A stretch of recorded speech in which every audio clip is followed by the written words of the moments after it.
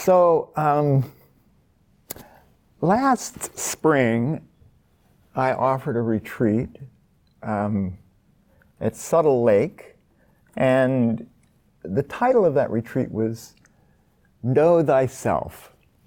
Know Thyself. And the title came from the saying from the Prophet Muhammad, which is, "Whoso knoweth himself knoweth his Lord." And I thought I would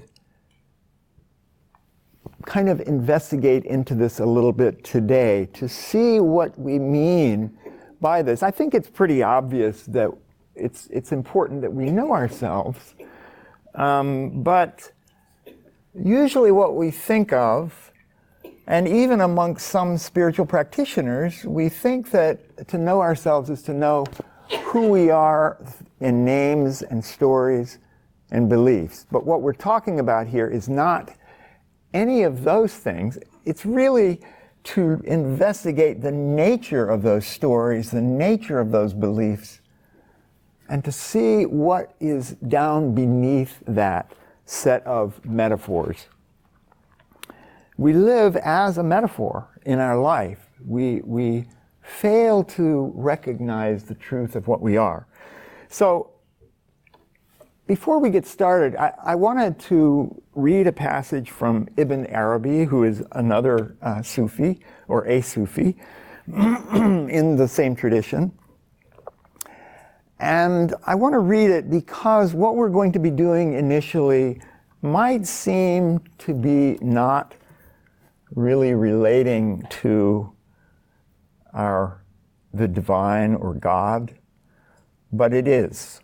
And we will discover as we go along that it is. But this is a quote. I'll just read you, and it's about the divine. What is the divine? And he says, "No one other than he sees him. No sent prophet, nor perfect saint, nor angel brought close knows him. His prophet is he. His messenger is he. His message is he, and his word is he. He sent himself, through himself, from himself, to himself. There is no intermediary or means other than he. There is no difference between the sender, that which is sent, and the one to whom it is sent." And he's speaking about this moment, right here and now. Your experience, here and now. The very existence of the letters of the prophetic message is his existence. There is no other who could cease to be, or have a name, or be named. So right now, we are experiencing the divine. Everything that you see is the divine seeing. We think it's my seeing, my knowing, my hearing, but it's not. It's the divine. The story of I has co-opted the truth of our being, and we've made it into something that seems to be quite mundane. We're like an actor who forgets it's just a play and identifies with the role. We reify these images. And we do this all day long, day in, day out. We don't notice that all of it is impermanent. And all of it is happening right now.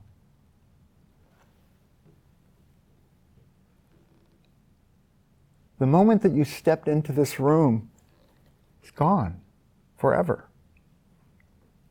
Your entire life, it's all imagination. And when we think of anything from our past, of course, it is arising just now. So even though there is no self here, there is something. Have you noticed, whenever you're not thinking about yourself, there isn't a self. When you're not cogitating about me, in that moment, there is no me. In fact, when we look at something, in the moment of seeing something over there, the self disappears. And then, of course, it's instantly back, and the mind tells us that it was here all along. We don't see this because our attention is constantly filling in the gaps. Everything that arises just now. It arises just now and it passes away just now. And then the next thing arises just now. It's the same now. And it passes away just now.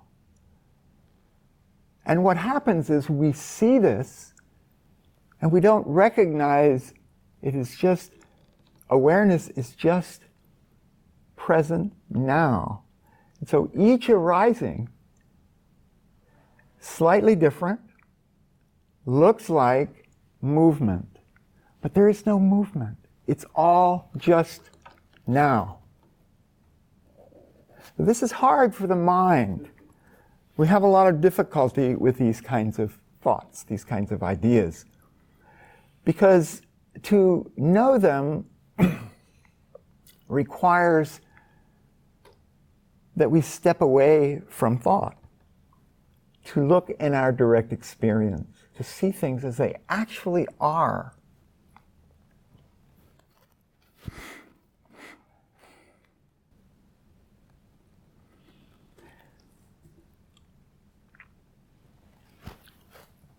When we look at our body, when we bring our attention into the sense of being someone, usually we think of this body-mind. But if we allow ourselves just to examine what's here, we see that what this is sensations. We can tell clearly there are sensations. But there is also a superimposition on those sensations of a perception, a very familiar perception. And the perception is a mental image, a story in the mind.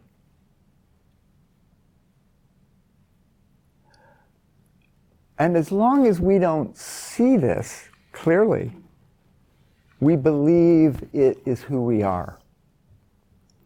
But when we recognize that this image, this perception in the mind arises and passes away continuously, we begin to see it can't be what we are. Most of the time, there is no self. We're walking around, talking to people. Self is gone. It pops back in when it's needed. And then when it does that, we can examine that and we can go, well, was it gone? But then a thought will come up and say, of course not. It's been here the whole time. And we believe everything the mind tells us. Thoughts are just thoughts. They're conditioned to arise. And because we buy them hook, line, and sinker, we are stuck with the belief in them. And so it requires this deliberate, concerted attention, a kind of vigilance to see. And in order to have that kind of vigilance, we have to train our attention a little bit. I mean, some of us maybe don't have to. Some of us are pretty good at seeing things as they are in the moment. But that's a minority. That's a small percentage. Most of us are so identified with thought that we don't know we're thinking. We don't see that we are identified with something which is happening by itself. Whenever you come to the center and Joel has everyone sit and meditate, he mentions how thoughts will arise. And they will. They do. But they arise on their own, all by themselves. We don't decide to have these thoughts. And it's a great opportunity when they arise to notice this. They arise by themselves, to themselves. The mind has a mind of its own. And when we see this, we have a taste of freedom. We realize that when these thoughts are arising, that's not you. That means that we don't have to do and believe everything that it says. So it gives us a little freedom there. Our beliefs are deeply conditioned. They aren't just thoughts. They have a deep emotional component to them. It's an emotional component of attachment. We don't want to know that things aren't what we think they are. And we have very strong feelings about this, and it's built into the system. It's perfect. Perfect for keeping delusion floating. So, for example, if you looked out the window and you saw a little robin sitting on a perch, and then it just hopped up and started flying backwards, your mind, you would do a double take, and then your heart would start beating kind of fast, and you'd go, what's going on? That little anomaly would throw us into a complete freak out mode, because that doesn't fit our story. And the whole business of the story of I has been constructed in a logical way to give us the impression that things are the way we think they are. And so consequently, we give everything a name and we define everything very precisely. When there's an anomaly, it throws a wrench into that, because if something in it suddenly doesn't make sense, it throws a question about the whole thing. Maybe the whole thing is an imagination. And when we suspect that the whole thing is an imagination, there's a fear that comes over us. And that fear, it's a sense of, oh, and we start thinking. And the thoughts start trying to figure out why, what's going on, and they come up with an answer. You know, you get on the phone, you start calling around, you talk to the ornithologist, you talk to everybody, is this possible? Is this ever? And someone will say, you know, there has been a couple of examples of this in the past that were noted, and as soon as you hear that, it's like, oh yeah. Now it may not be true, but it doesn't matter, because now our ego, our sense of self is assuaged. We feel, oh, it's okay. We're all right. We really do exist. So that's an interesting thing to look at. How the story of I is reified kind of moment by moment by our experience. When we see something,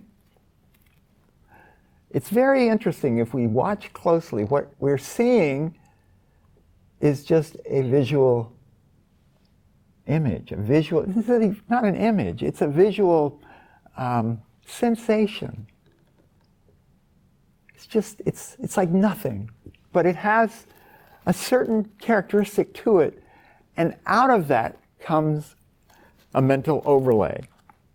Now, if it's something that you've never seen before, that mental overlay can't really materialize. So what you can watch your mind spinning like a slot machine, like those little things are spinning by. It's like, okay, we got to line this up. We got to figure out, what is this? What is it? What is it? What is it? And the mind is just going like this. And then all of a sudden there will be a thought or something which clarifies it. And in that moment, the three little things line up, and then it's like ding, ding, ding. And now we understand. We feel like we have an understanding. So our whole world is put together in this way, through this process of seeing something visually as just a visual sensation, and then the superimposition of an image on it. And we're constantly looking for explanations for things. So this is something to watch. This is something to see in our own experience. And as I said, the reason is that we don't want to fail to exist. We can't bear that we don't exist, because that would mean our self is an imagination. There's something about that frightens us. We have taken this self to be the divine, in a certain sense. We love the self. We love it. And you can see, we kind of cringe when we hear that, because we don't want to love it, because it's self. And we know better than to be selfish and self-centered. But we do. We love it. We protect it. We're always taking care of it. If it gets sick, we want to know why. It's very important to know why. And there's legitimacy to all of that. The problem is, we have the legitimacy misplaced. We believe that we are this self. We've taken the self to be our identity. But the truth is, it is what is aware of the self. That is our true identity. That which is just aware right now. And all of this other stuff is going on as a way of trying to find that which is true, that which is real. To try to find it, to find what will bring us happiness. We don't realize that we are that happiness right now. So I wanted to do a little meditation practice, but before we do that, I want to just mention a couple of things about awareness itself. Just notice in your experience right now, being aware. You're aware, right? Things are arising. You're aware of the wall. You're aware of feelings and sensations. You're aware of thoughts. You're aware of this voice. And they all have this one thing in common, which is awareness itself. Awareness. That which knows. Whenever you see something, it arises as the knowing of it.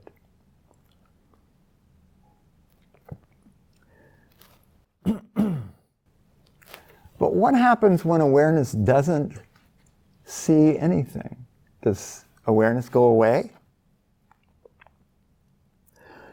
Well, we can discover this in our own immediate experience, and we'll do this in a moment. But if we just look, we notice this awareness is with us all day long, all the time. Every experience we've ever had has arisen within this awareness. And it really can't be separated from awareness. Can't be separated. When awareness pauses, like between these words, right now, awareness is aware of itself. That is the nature of awareness. to be aware of itself. And then when phenomena, forms arise, it is still aware of itself. Whatever the form is the knowing of it. So whatever we experience in the world is actually an experience of awareness knowing herself.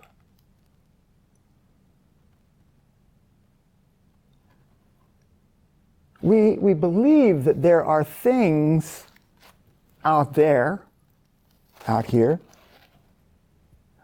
that are separate from us and our awareness, but we've never actually experienced one of those things out there.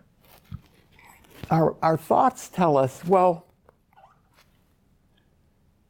yes, I'm seeing things all the time. But you see, the things that we see are arising as the knowing of them in awareness. We never actually experience a thing outside of the knowing of it. Isn't that true? That's kind of strange when we look at this. And when we ponder it, it becomes even more strange. Because as an idea, it doesn't help us that much. When we ponder it, when we look, clearly that is the truth. It's indisputable when we see it clearly.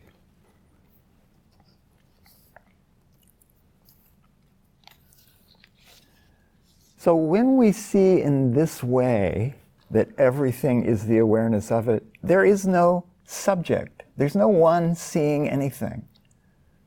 There is no object. There is just awareness knowing itself. And this is a non-objective kind of knowing. It's just kind of a pure subjectivity. Awareness aware of itself. So we can experience this in a more direct way by asking yourself this question. How do you know that you are aware right now?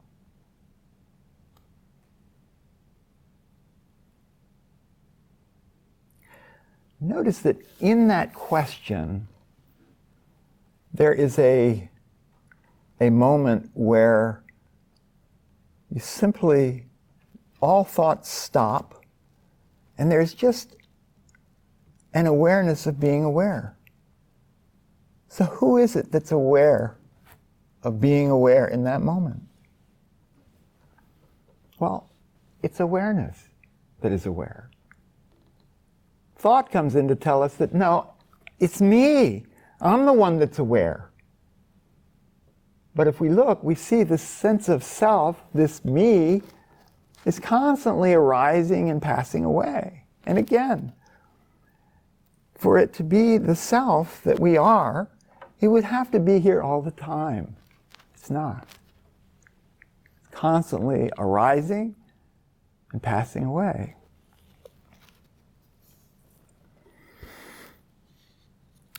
But then we might say, well, what about at night when I go to sleep? Doesn't awareness go away then?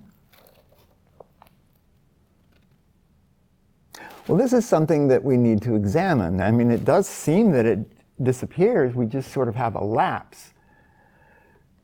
And when we're under anesthesia, same thing. You know, for those of you that have been under general anesthesia, I remember when I was a little kid, I was like in the 8th grade. They brought me in to have my appendix out. And they put this black bag over my face and they said, what we want you to do is count to 10. And so I started counting 1, 2, and then I was waking up in my room. And it was seamless. It was just seamless. 1, 2, and then, oh. And when I saw that, in that moment, It was a deep, deep sense of despair. Because to me, what that told me, being in the 8th grade and all, was that when we die, it's just nothing. Everything just stops.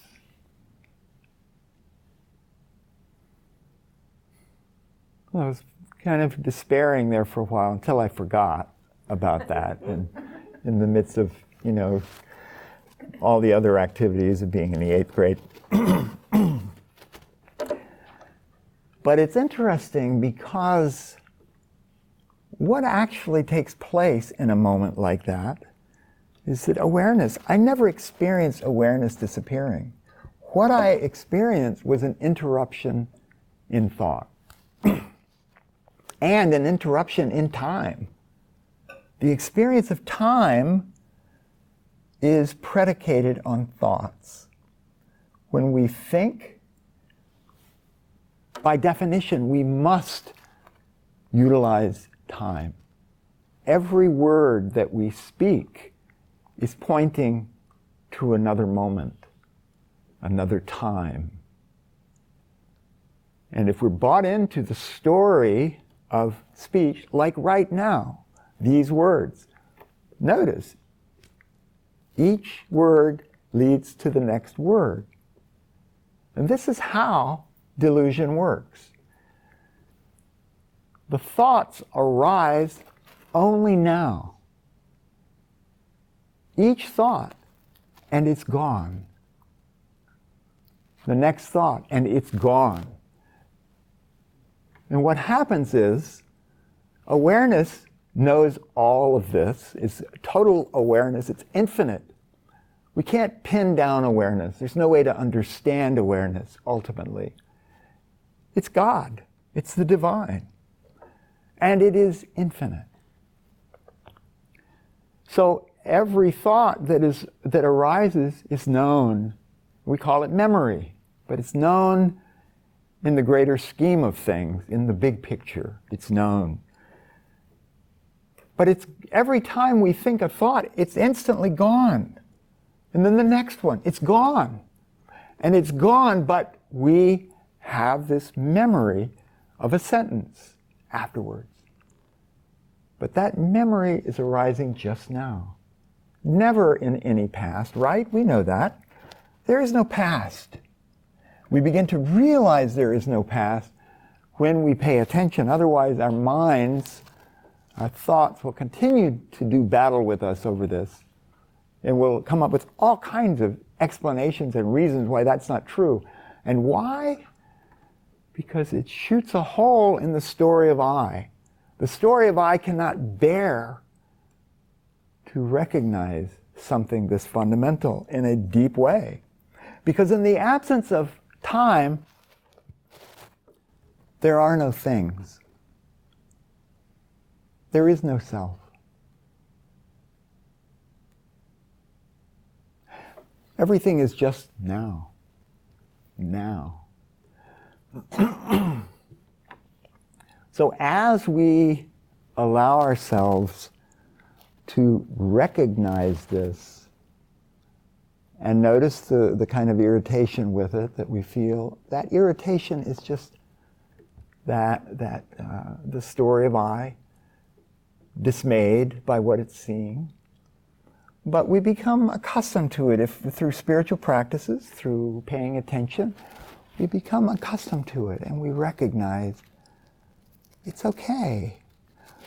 When there is no self here, when we actually experience there's no self, awareness is still here.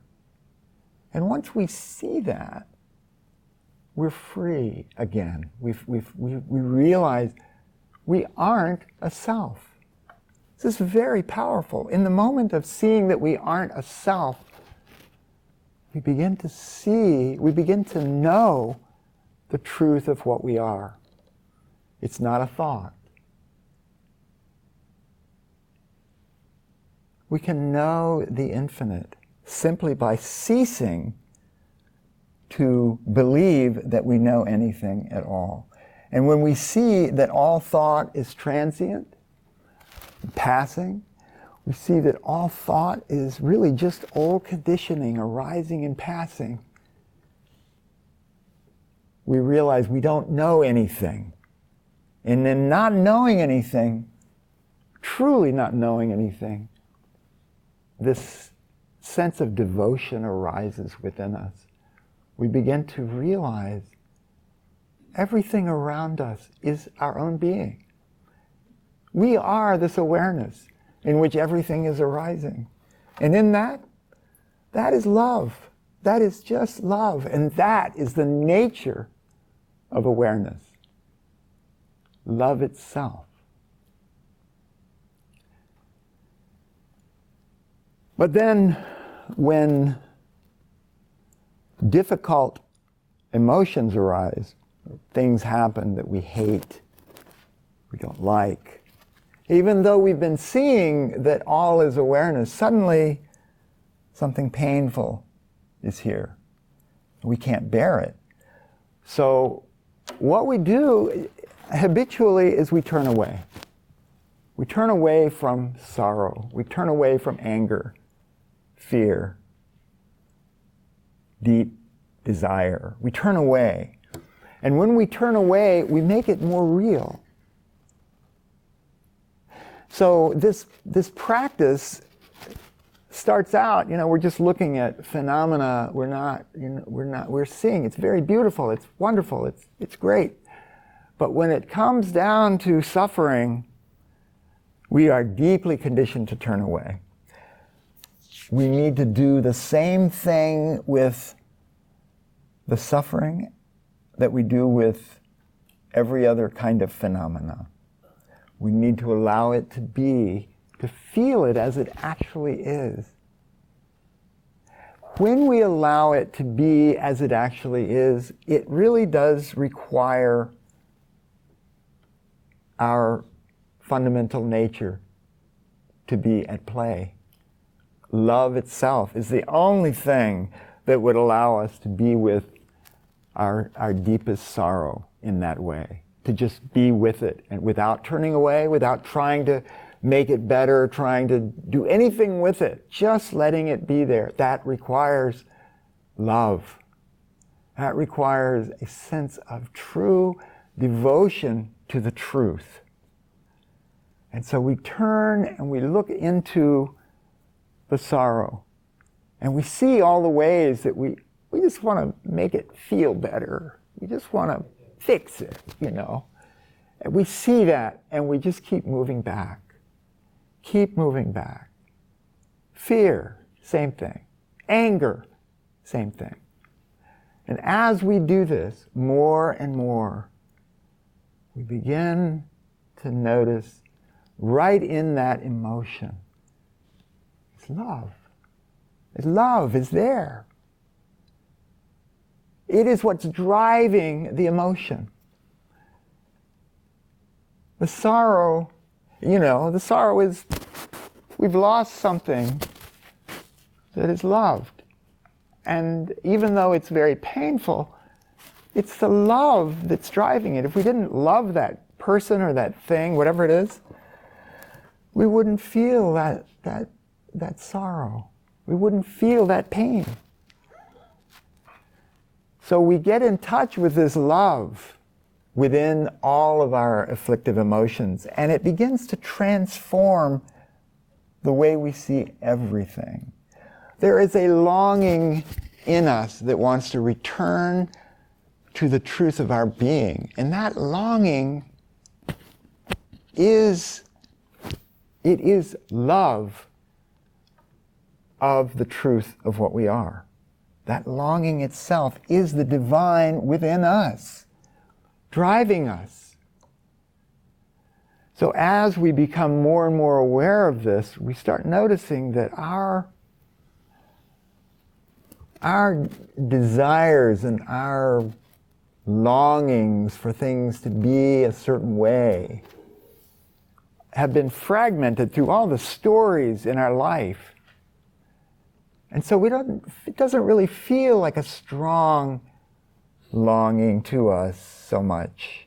We just feel a little irritation, a little scared, maybe once in a while, a little desire for this or that.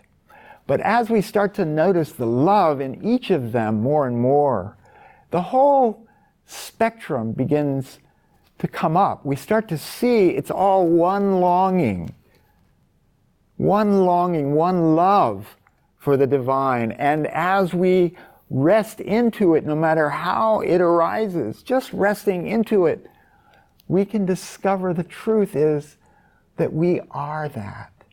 We don't have to try to resolve the longing in any way. All we need to do is be present with it and let it go deep. And through that process, we burn up all of our stories, all of our separation, all of our self-identity. But it requires courage. It requires willingness to go deep into this.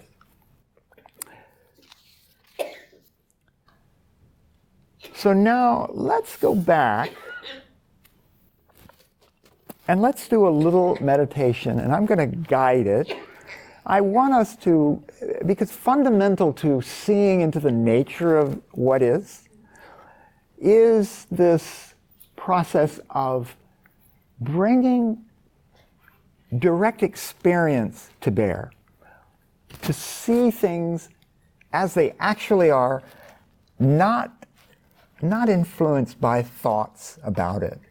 We can use thought to direct attention, and I will in this meditation, but that's its usefulness.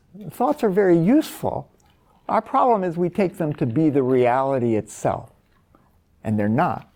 And we can know that, and we do know that. I think many of you here certainly recognize thoughts are just metaphors. That's all they will ever be.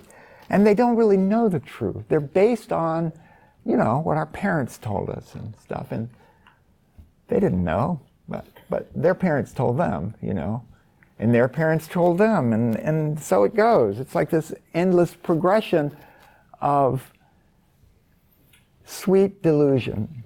And it's nothing really wrong with it. Delusion is beautiful. It's just that when we identify with being separate, we suffer. We suffer. We long for the truth. And we keep longing and reaching out for things, trying to feel better, We want a new job or a new lover or whatever it is.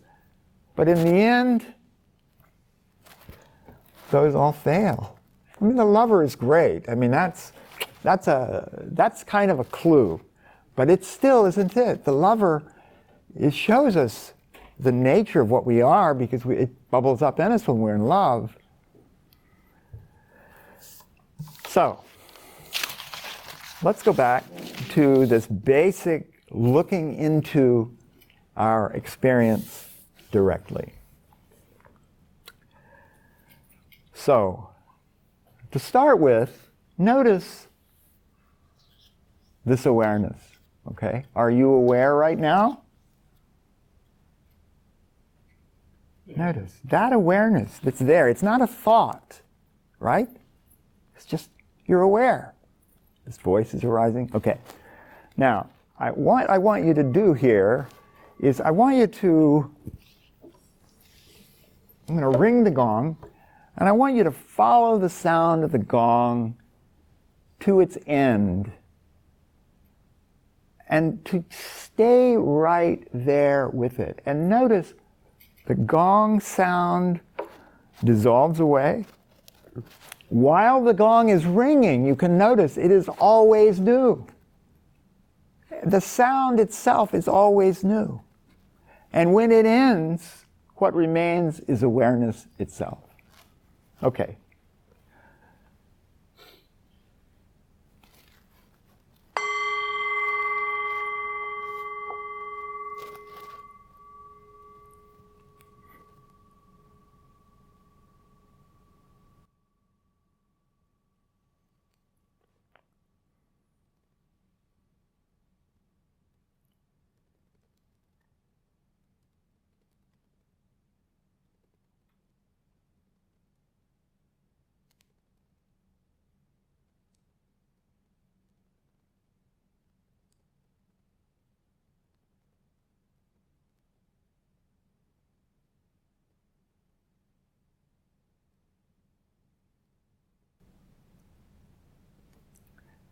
Notice this formless awareness present right now. Forms arise within it, but it's still formless. The forms are arising and passing away, but this awareness has no form. It's simply the knowing itself. So close your eyes right now, just to simplify this.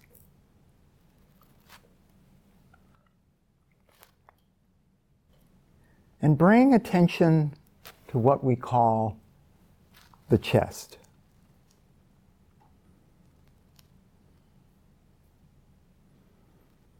Notice this is a perception arising in awareness we call the chest area.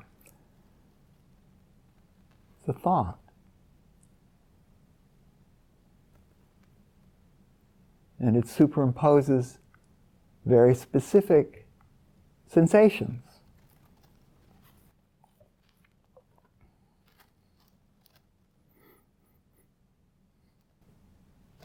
Feel these sensations as they arise and pass. And notice they are always new. Just now.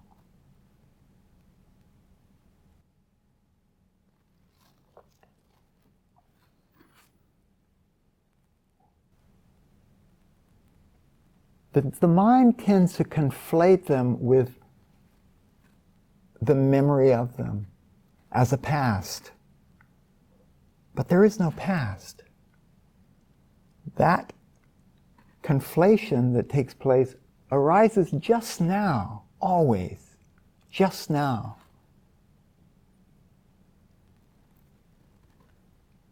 And notice these sensations themselves are not objects to you. They are the knowing of them. Just as they are the knowing itself. There is no body aware of them. And there are no things that is aware of. It's just pure sensation. We call them sensations, but you see, they have no name. We have superimposed names on all of our experience. In the absence of all names and boundaries, there is just a singular awareness.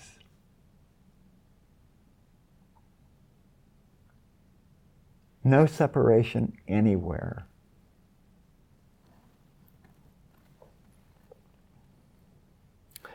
And notice that this awareness is just now. Sensations arise and pass just now.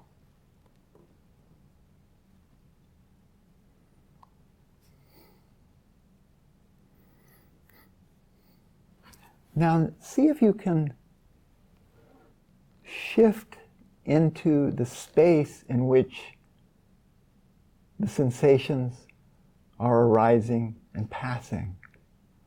Notice, they arise and pass in something. And what is this? It seems to be space.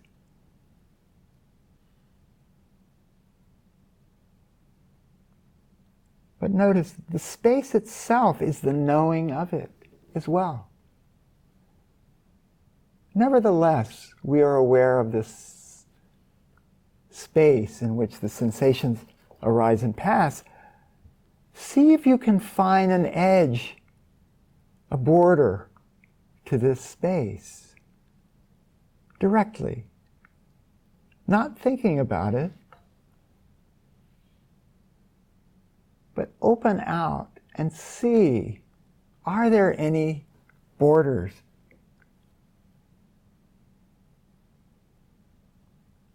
If you open your eyes,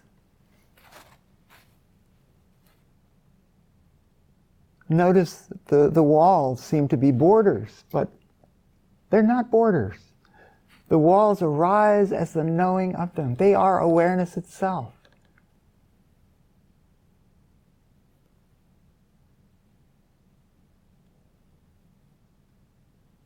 This is just looking at our direct experience. It's not a way to somehow get rid of the conventional way of seeing things at all. We love the conventional form.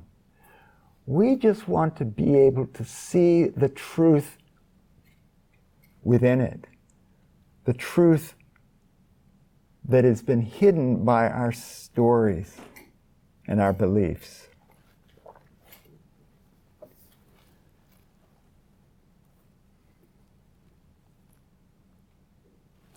Try touching the chair that you're sitting in and feel the solidity there, what we call solidity.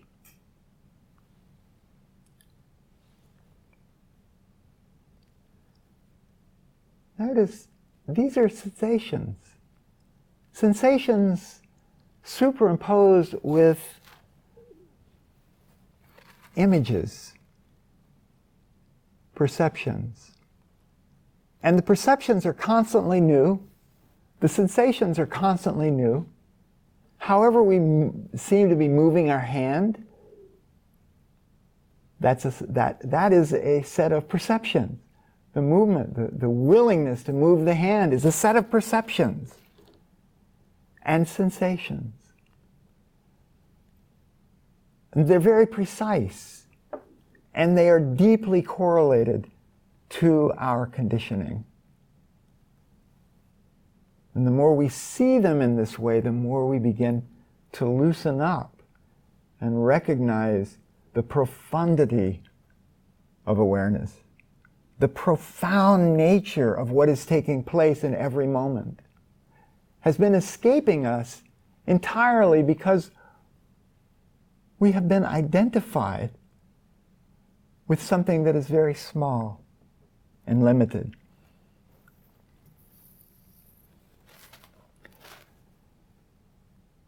So rest is awareness now.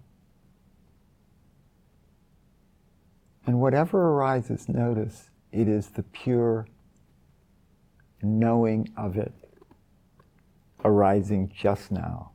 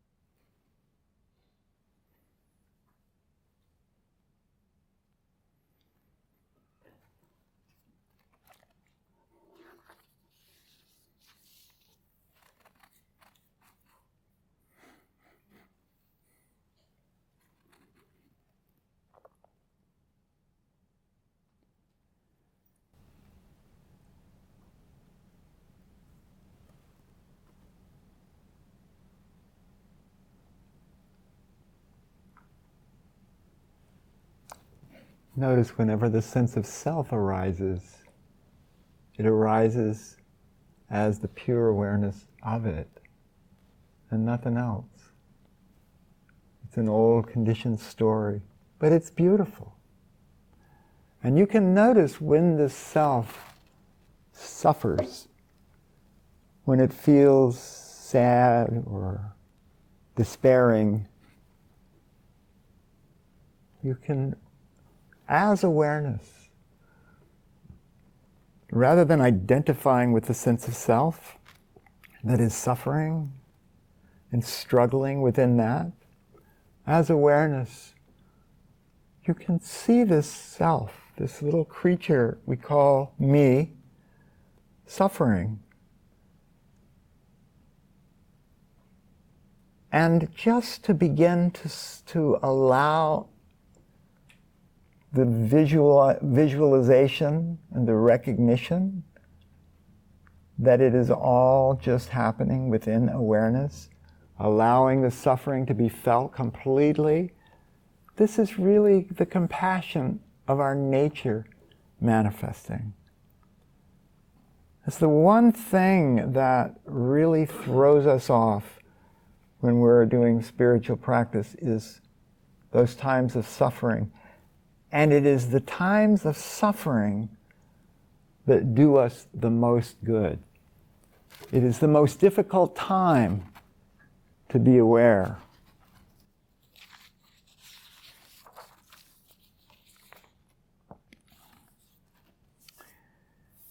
So I wanted to just add, there was a little quote from Simone Weil, who is a Christian mystic, put it like this. She said, "In those moments when we are in a bad mood, when we feel incapable of the elevation of soul that befits holy things, it is then that is most effectual to turn our eyes towards perfect purity, awareness. Divine awareness. For it is then that mediocrity comes to the surface of the soul and is in the best position for being burned by contact with the fire." And that's really how this works. When you begin to truly see in the midst of experience that your suffering is pure imagination, you allow yourself to feel it fully, you open into a kind of joy, a sweetness. It's like burning in a fire. That old suffering goes up in smoke. And what remains is a deepening of recognition, a falling away of the story of I. So I want to finish with this quote from Meister Eckhart, another Christian mystic. He says, "The eye through which I see God is the same eye through which God sees me. My eye and God's eye are one eye, one seeing, one knowing, and one love."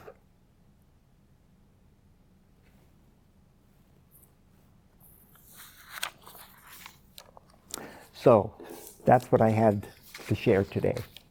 Are there any questions or comments from anyone?